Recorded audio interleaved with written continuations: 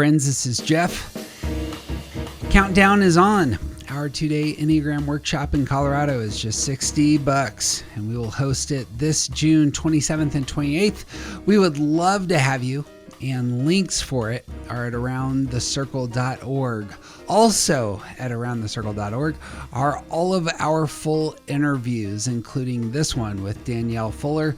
Most of our releases are around 50 minutes, but if you are a member, you can hear the full 2-hour edited conversations that we have with all of our outstanding guests. Upwards of, 20 or 30 extra hours of content is available there now. And lastly, big announcement here. Our first book, Around the Circle, is going to release on June 20th. It's only on Amazon.com. But if you are a member at aroundthecircle.org, we will be releasing the full audio book there. It will drop June 20th. TJ and I got very creative here. We recognize that most Enneagram audiobooks are impossible to listen to. And so we created an audiobook that is engaging, depthy, and suck-free. So go sign up for a membership, and that book will drop into your lap on the 20th of June. That's what I got for now. Appreciate all of you all. May every good thing be yours. I'm Jeff Cook. And I'm TJ Wilson. And this is Around the Circle. I'm walking slowly.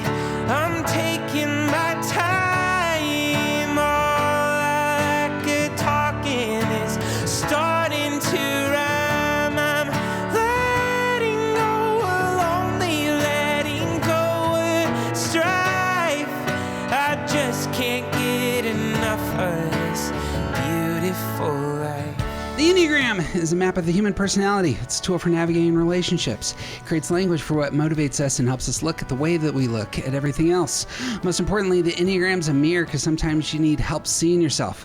My name's Jeff Cook. I'm a longtime professor of philosophy in Greeley, Colorado. With me is TJ Wilson, coffee guru, lover of theology, and Enneagram ninja. Hello.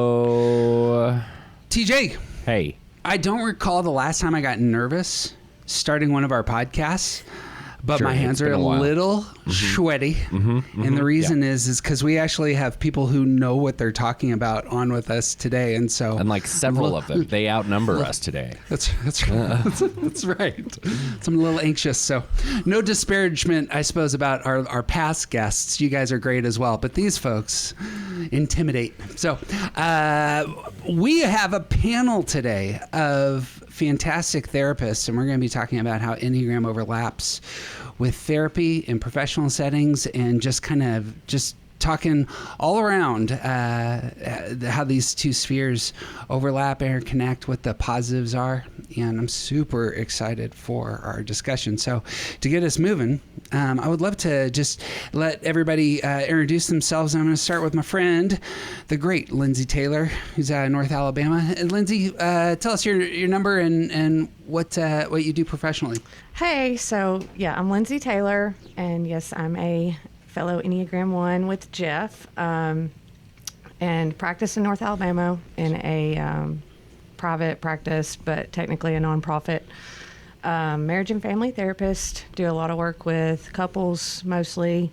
Also do a lot of work with spiritual growth, do a lot of work with churches and their staff, trying to help them be as healthy as they can as ministers. Serving, we kind of serve those who serve, so that's one of the populations we do a lot of work with, but also first responders, military, so those are kind of my areas. Wonderful. Well, welcome. Next, Michael, why don't you introduce yourself, boss? So my name is Michael Shahan. I live in the Kansas City area. Yeah, I'm a marriage and family therapist. I've been doing it for, 8 to 9 years now. I've been using the Enneagram almost the whole time. Over my time of using the Enneagram and doing therapy, I've actually created a course for therapists to teach them how to use the Enneagram and what the Enneagram is, which I love doing. I work with all sorts of populations as well. I work with couples and families even. That's not all I work with as a marriage and family therapist. I see plenty of individuals, but I work with people with big histories of traumas or more recent traumas. Yeah, love what I do. Been doing it for a long time, and I love incorporating the Enneagram into it. And I'm a 6. Enneagram 6. Thought I was a 9 for about 7 years until last spring 2024, and then I realized in a life-shattering moment that I'm actually a 6, not a 9. I'm not nearly as chill as I thought I was. Just as a special note, 2 things. One, we will highlight the excellent work that Michael does working with therapists and training them in terms of Enneagram and ways that you can get connected to the stellar stuff that he does. And secondarily, it's always heartening to me to hear how many folks reference your story as kind of prescriptive in terms of sometimes it takes a while to find yourself in this system, and it's spun as a positive. Like even professional therapists, sometimes it takes a bit to get in. So anyway, your story is very valuable to a lot of people. Thank you for saying that. Heidi. Hi, everyone. I'm Heidi. I live in small town Colorado, and I am a type 4 who just became a therapist. I graduated with my master's in counseling a year ago and went into community mental health, and quickly became Heidi the Therapist in a small town, running into all of my clients everywhere. And as an image type, I wanted to manage my image, and so I'm currently transitioning into remote work. What does that look like? So basically, I'll be working entirely from home, but with people who live all around Colorado. So I think it's going to be probably a fairly similar demographic, just not folks that I'm going to run into, at the coffee shop and everywhere else I go. Asking It happens all the time. Yeah, it does. Free therapy as they're passing. Yeah, Great decision. I'm sure it happens to everyone, but as I was filling out a job application the other week, I was sitting in a coffee shop literally surrounded by 4 clients. Wow. So I don't know if it's quite that bad everywhere. Impressive. Wow. I don't think it's that bad everywhere. No, I think you're right. That's a good place to start. I would never have thought about this. Like, I actually am longing, addict that I am. I don't know if TJ has this experience. I'm longing for people to talk to me about Enneagram. Nobody talks to me about Enneagram. It's like, I'm informed. I would love to hear about your stuff. Nope. Doesn't happen. Well, welcome all. TJ, you got any setup before we jump in? I want to try and manufacture something, but I'm pretty sure they'll all see through it. So, no, I have nothing. Let's get into it. My favorite element of this panel is that you all represent each of the different centers, and I think that'll be incredibly helpful when just kind of structuring our conversation. Lindsay is a 1, so she's a body type, and I imagine your connection with your clients is going to have that intuitive side to it. And Heidi's a 4. This is going to be heart type, again, pushing more into elevating the feelings, and Michael's a 6, and so I imagine that heady side's going to come out. That strikes me as a real gift in terms of this conversation. And I kind of wanted to start there. Is you are experienced with Enneagram. There's using the Enneagram as a tool in therapy, but there's also your own self-understanding of how you come to the connections that you have with the people in front of you. And I was hoping that you could just speak to that element of I'm a body type. How does this inform how I process the experience of therapy, or a head type or a heart type? That's a great question. I think I'm learning a lot about that in the last year after recognizing I was a 6. But I mean, I can be very, I think I see a lot that's happening with my client. See a lot of patterns, see a lot of repeated things, see a lot of things connecting to other things. And that can be one of my strengths, I think, as a therapist, kind of sitting back and observing and kind of opening my awareness and taking it all in. And yeah, I can find myself getting caught up in my head if I'm not careful, kind of finding myself anxious and what should I do and what should I do? Should I do this? Should I have done that? Should I do this? And one of the bigger parts of how I help myself as a therapist and knowing the Enneagram is recognizing that when I get to that place, it means usually that I'm really uncomfortable or there's some sort of emotion that I don't want to feel, whether in my client or in me. And so learning to take a deep breath and just remind myself the mantra, be here now. And I have what it takes. I don't need anything else. I don't need to prep anything that I didn't prep. Just kind of centering and grounding myself when I do get caught up in my head. And so I can get caught up in my head sometimes, but oftentimes my head can be really, really, really helpful in noticing patterns and understanding people in a way that they've never been seen or understood before, which I think can be really, really healing. Do you find yourself self-aware then when you're in conversation? With clients? Yeah. Oh yes. I think the more self-aware I am in a session with a client, the better work I can do with a client, for sure. That's interesting. I'm trying to be, at least. Attempting to be. You know, for me, I think I told y'all this last time I was on the podcast. The body center, the experiential center, whatever you want to call it, is the hardest for me to explain because it's just kind of an is thing. So I think I have a lot of that in session with folks. There's just this kind of knowing of I'm going off of a very, I'm also as a one very present focused. And so I'm going off of a very just general sense of what I am sensing right now. Like, this is what I just have this knowing sense of this is kind of what's happening for them. This is what's happening for me. This is what's going on in the room. And I think as far as like what Michael was saying about what he has to center himself in, I think I have to be aware of myself when there's a lot of feelings in the room. I can tend to want to, if I'm not careful, do something about that. And instead of let those feelings be, because that's what I do with myself too, right? Like I try to do my way out of those feelings. So it's a great distinction. Whereas I'm in the room with all the feelings, and the client's looking at me like, please do something, rescue me from this feeling. No. And I'm not going to. just smile and nod. Tell me more. Exactly. And I think, being sort of more on the action body repression side of things, I really am grateful that being a therapist is teaching me how to notice that I have a body. Because I think for probably every type, if you become a therapist, there's some degree of presence that you need to cultivate that the rest of your life maybe isn't asking you for. It's well said. That's really well said.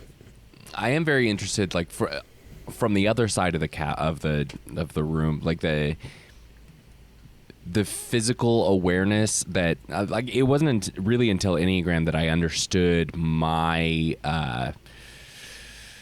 sensitivity to the sort of ineffable energy of another person, and like I personally can't do remote therapy because I need to have that connection that I can't explain. And I'm just curious, like as professional counselors, how is that something that comes in when you're thinking about remote work versus in-person work, like for all of you, because all of you are going to have a different sensitivity to that. I'm with you, TJ. COVID was, I did a lot less counseling during COVID because it's almost overstimulating for me or something to try to do a lot of counseling via video. I will do it for people in, rare circumstances, or if I have somebody grandfathered in that's what they've always done and that's the only way they can do it. But otherwise, I would rather not, because I definitely sense the energy, and I need that in the room with me to feel like I'm operating at my optimal level. Yeah. That's funny. I don't feel like I need that at all. During COVID, all of us therapists got like a crash course in doing therapy virtually. It was wild. And like, I probably saw more clients that spring and summer than I ever had and have. Mostly because everybody needed it at that point in time. But I don't like, I get that. I understand that sentiment in people, but I really doesn't matter to me. I don't really care that much. And that's, partially why I also do coaching. I do therapy in my office and some people virtually locally, but I also do coaching even worldwide. And that just hasn't to me felt like a big barrier at all in my own experience. That makes sense. That's interesting. I'm very nervous about starting to work remote because I feel like most of my favorite moments that have happened so far have been related to being in the same room together, something kind of ineffable. But at the same time, I kind of wonder if working remote might be worse for me and better for clients. Because as a type 4, I know that things, like I can let things get very intense And having sort of the barrier of a screen might actually provide sort of the protection that some people might want from a type 4. Protection people might want from before. You're a dragon, Heidi. That's interesting. To transition on that point, there's you understanding your own Enneagram type as you come to the art and practice. How is it just basically your Enneagram informed, enthusiastic? Where do you experience the overlap between doing traditional therapy and incorporating the tool, as it were? I tend to say that it's not really like a tool for me. It's more of a lens.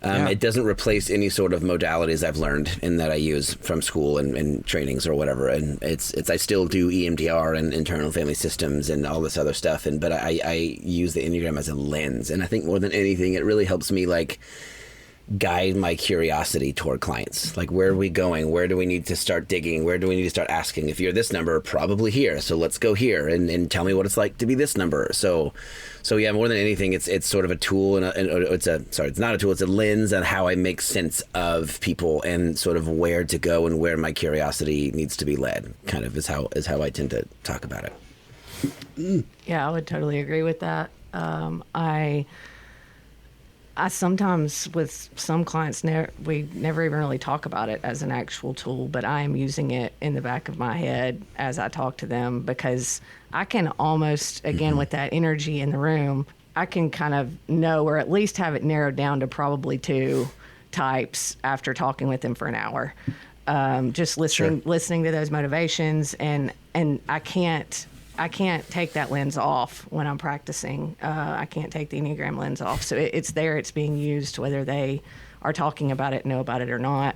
And then, it just helps so much with specific type of therapy I do with couples is called emotionally focused therapy. And we talk about kind of the dance that happens, the negative cycle that happens between people within a relationship. And it just gives such a clearer picture and a more specific picture of what's going on for folks in that dance when we overlay that Enneagram lens with it. Yes.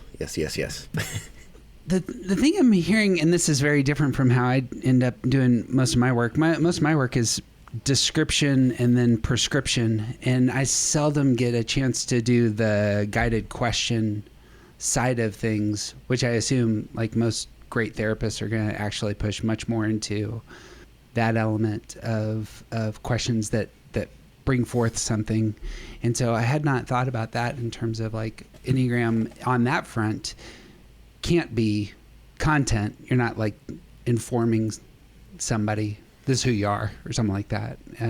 Instead, I love that it's a lens then for pulling other things out. Is that right?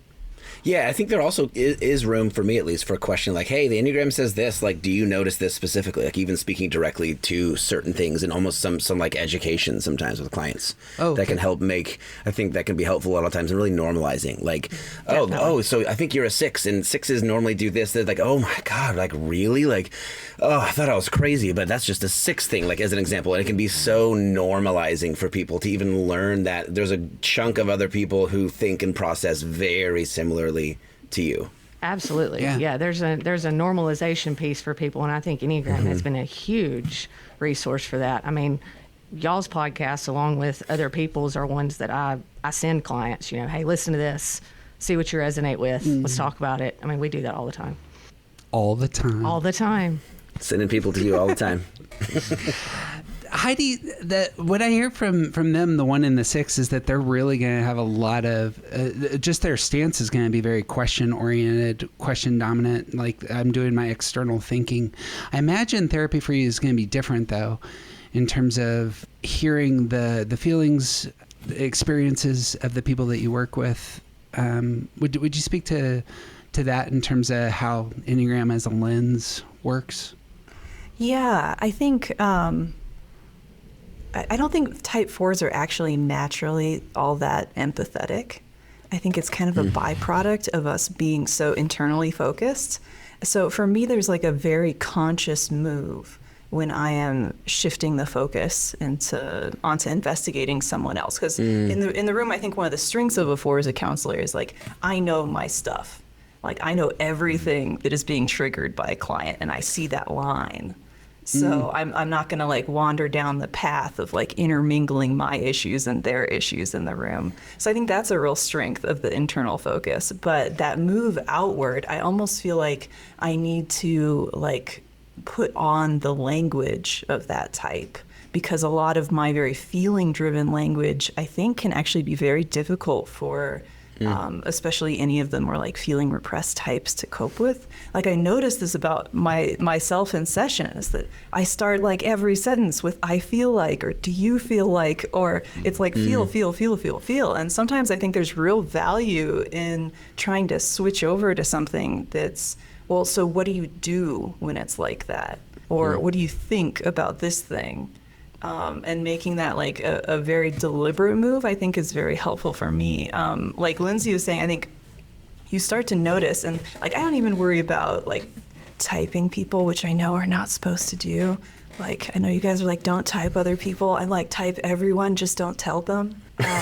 But most of the time when I'm when I'm in a therapy setting with people, I'm really looking at it more from like, I think, triads most of the time, as opposed to like trying to pinpoint exactly what type they are. Because I think there are just these moments, especially with centers of intelligence and stance, where if you kind of can hone in on that, it gives you language for connection. And I think as a type 4, that's what I'm most preoccupied with when I'm sitting with somebody, is like, am I connecting with them relationally? Am I building rapport? Do they feel like I'm here with them?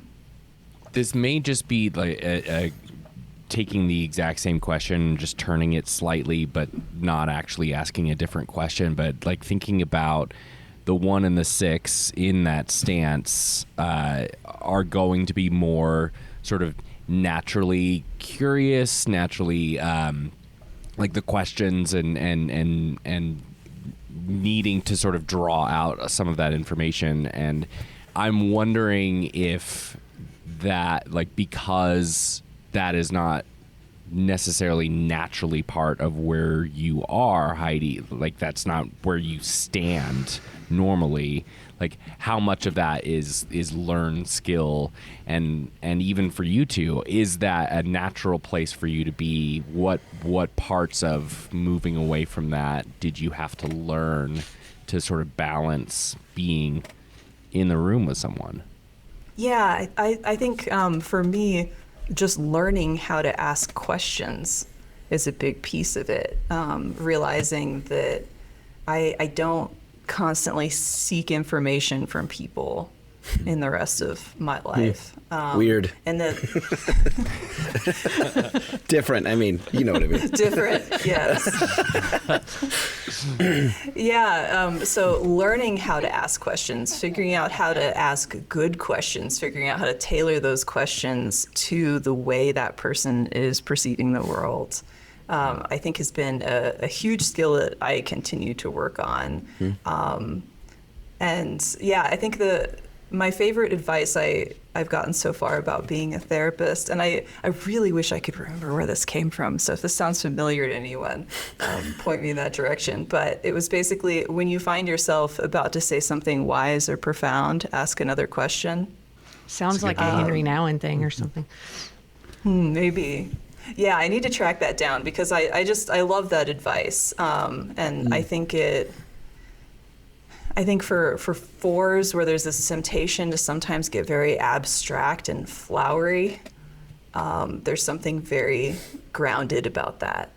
I find that really challenging, especially as a content creator, because I'm like, my job is to say profound things, which doesn't happen very often, but this is at least the target, and I find that very challenging. I love the idea of therapy through triads, and I was hoping to just elevate that for a second, because I hadn't thought about this in terms of like suggestions that might come forth in therapy. each of the types is going to have a repressed center. And I imagine when you're working with clients, you may become very aware of that very quickly in terms of this person just can't get into their body.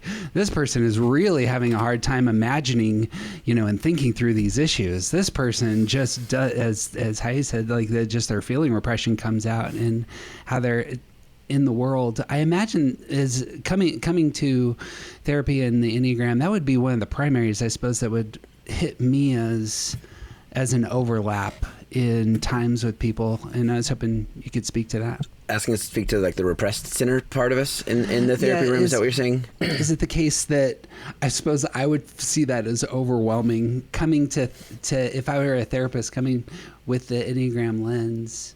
I think repressed center would just be a dominant category that I came into rooms with. I don't know if that's correct, but I don't know if you have experience on that front or if that pings for you.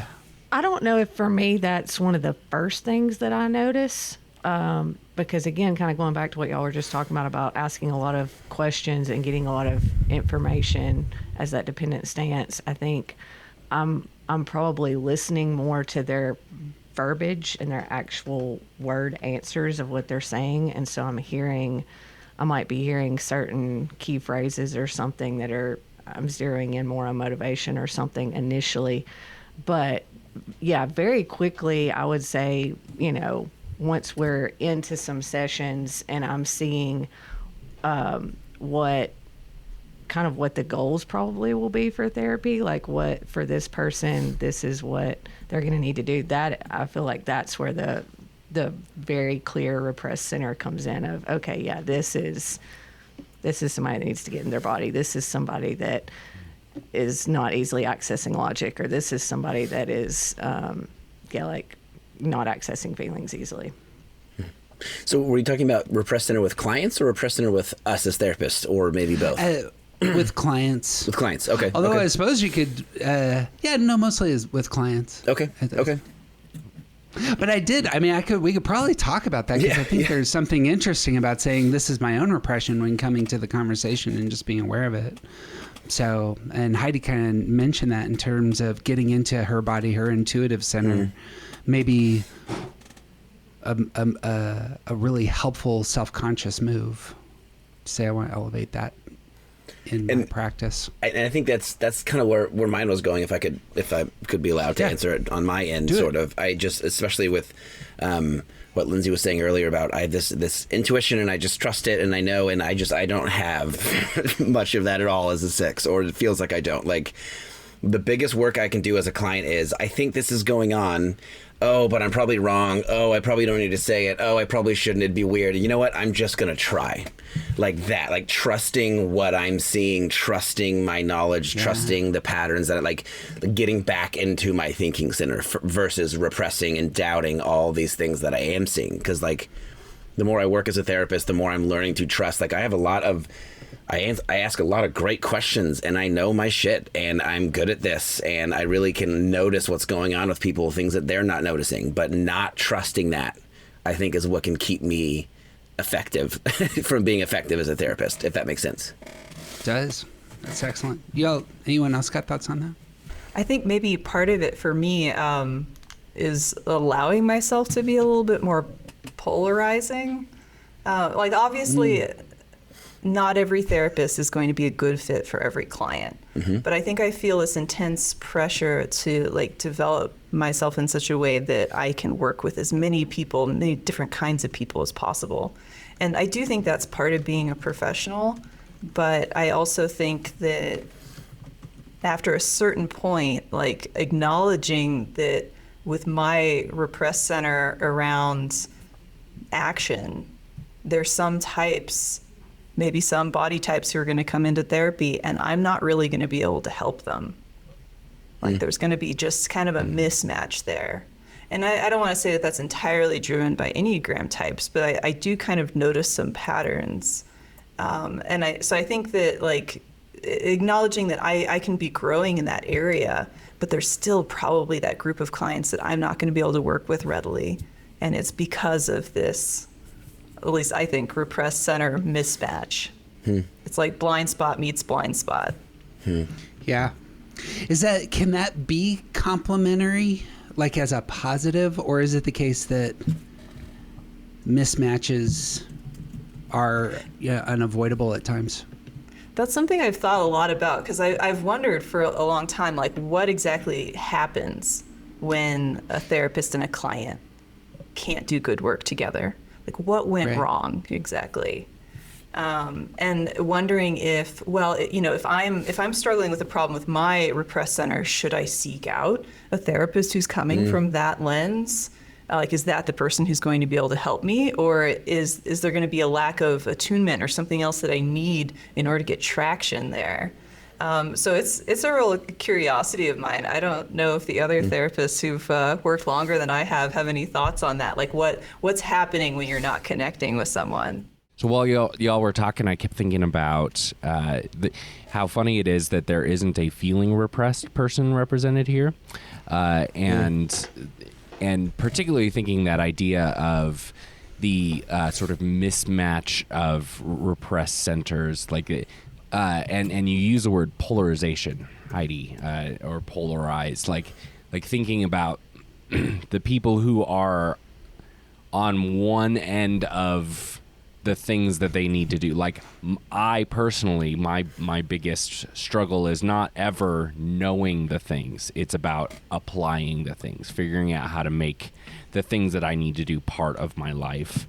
And so someone on the other end who's going to help me see more clearly is not necessarily going to be that helpful to me.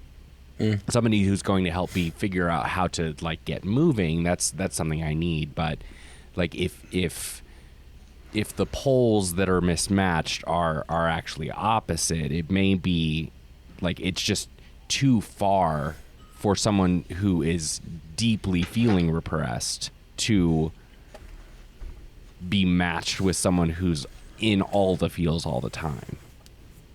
Does that make sense? I think that makes me think of why 8s and 4s oftentimes don't get along or have a hard time getting along. Both reactive types and opposite end of the repression. So, like, I don't know if that makes sense to me. Yeah. It's like a visceral difficulty connecting or relating or something. I also wanted to test out a pet theory on the group, since this is my chance. But I have a curiosity about 4s and 5s really struggling with talk therapy.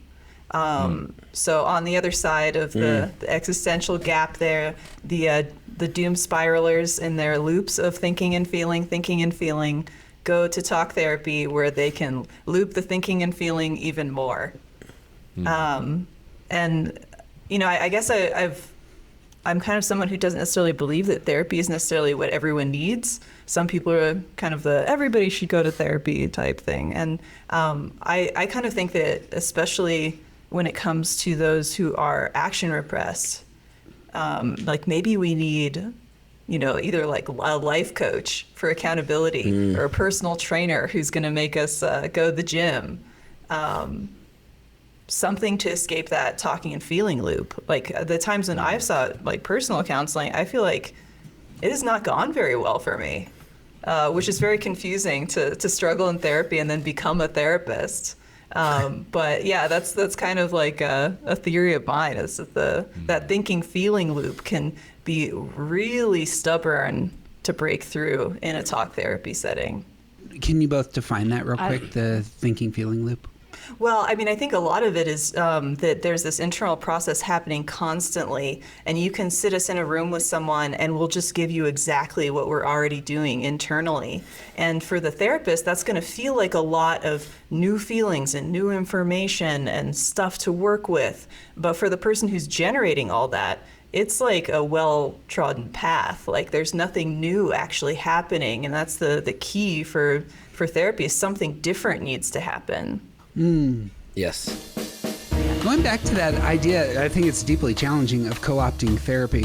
My wife, the 3, once when she goes to therapy, as predictable, wants to win. Yes. I want to be the best at this. When she goes into therapy. And I suppose it's easy to see there, but all of us are going to have those sorts of obstacles, and I'm going to sit with this for a while, Heidi. You need something different to happen. I go into therapy wanting to know what to do. That's the only reason I've shown up. Yeah. And I absolutely know that about myself, and that's why therapy doesn't really work for me. I've been wanting to do like a reel on my Instagram for a while, like short clips of each Enneagram number's first session in therapy. And what I have for one is like this, a notepad and a pencil. Okay, I'm ready. Okay, tell me what to do. What am I doing? Point it out, please, so I can do this better. Okay, I'm ready to go. Like, it's just very strong one energy. Here would be something we're talking about. Like, what do you imagine therapy actually is? And I recognize that most of you probably, that's your first question. Why are you here? And it probably exposes what the presumptions are of entering the room in the first place. Yeah, I think it's really important to address. But that's it. Yeah, entirely right. Friends, you guys have been a delight to have. I really hope that we get to do this again. So I hope you've had as good an experience as I've had to kind of land the plane. Is there anything worth saying about your work, about what you... Michael, I know you got some stuff because you do fantastic work for therapists in terms of the overlap of Enneagram and therapy. You want to pitch that? Yeah, thanks. So just today, actually, I'm finishing up my 6-week course this spring of Enneagram for therapists, or Enneagram in practice is what it's called. I rebranded a little bit recently.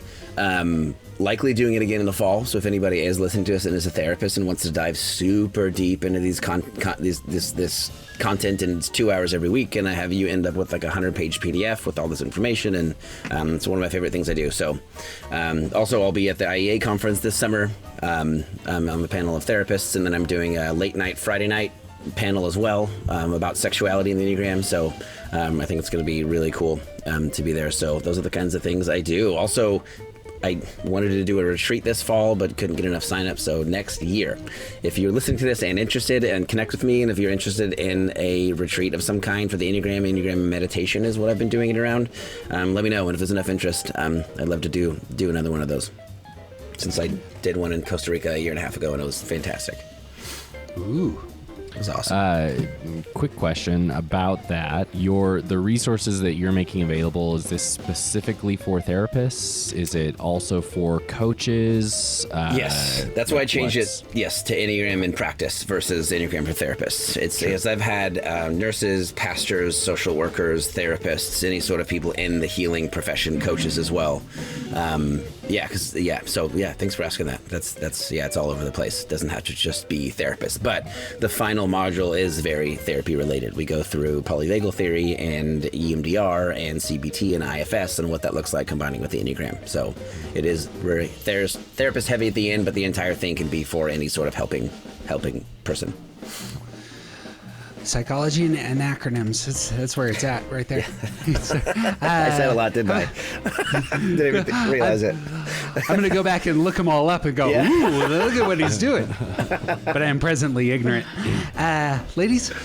I'll just say, I don't shift into that self-preservation very easily, so I never have a plug. I just do my thing, and who come, I build it and they come. And likewise, Heidi, it sounds like you're trying to get away from everybody. Yeah. Oh yeah, trying to remain as anonymous as possible. Please don't pursue me. Google me. Anything. Y'all are the best. Heidi, Lindsay, and Michael, it's been a absolute delight having you. Friends, if you would like to hear an extra 30 minutes of this conversation, do go to aroundthecircle.org. The entire full episode is there. So well worth checking out. If you would like to see the video of this, it's up on YouTube. I think that's what I got. TJ, you got anything else? I got nothing, man. CJ Wilson, he's officially awesome. I'm Jeff Cook. And who you aren't just is not interesting.